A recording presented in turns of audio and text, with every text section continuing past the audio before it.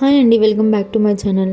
మనకి ఎప్పుడైనా ఏదైనా తినాలనిపించినప్పుడు ఒకసారి ఇలా టమాటో చాట్ చేసుకొని తినండి. చాలా బాగుంటుంది. తిన్నదానికన్నా ఇంకెక్కువే తింటాము.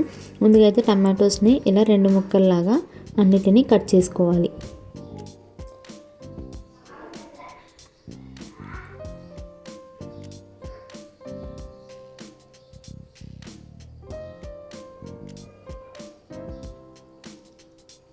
ఇలాగా అన్నిటినీ కట్ చేసుకున్న తర్వాత అందులోకి ఒక గ్లాస్ వరకు వాటర్ని, కొద్దిగా సాల్ట్ని యాడ్ చేసుకుని స్టవ్ పైన ఇలా ఉడకనివ్వాలి.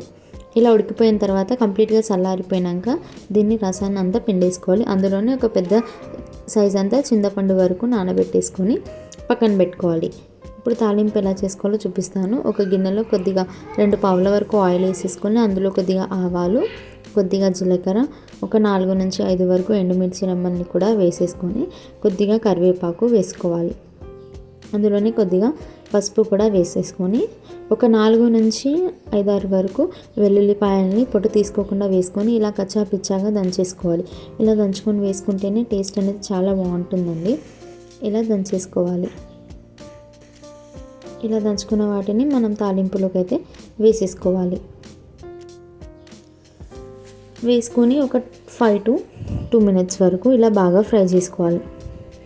ఇలా బాగా ఫ్రై చేసుకున్న తర్వాత మనం ఉడకబెట్టుకున్న టమాటో చారు రసం ఏదైతే ఉందో అది కూడా ఇలా అంతా వేసుకొని అందులోనే 1 కప్పు వరకు కొద్దిగా చింతపండు రసాన్ని కూడా వేసుకొని కొద్దిగా సాల్ట్, పైనుంచి కొద్దిగా కారం, కొద్దిగా ధనియాల పౌడర్ వేసేసుకొని దీన్నంతా ఒకసారి బాగా కలుపుకొని బాగా చారు అనేది ఒక 5 to 10 minutes పాటు బాగా మరగనివ్వాలి.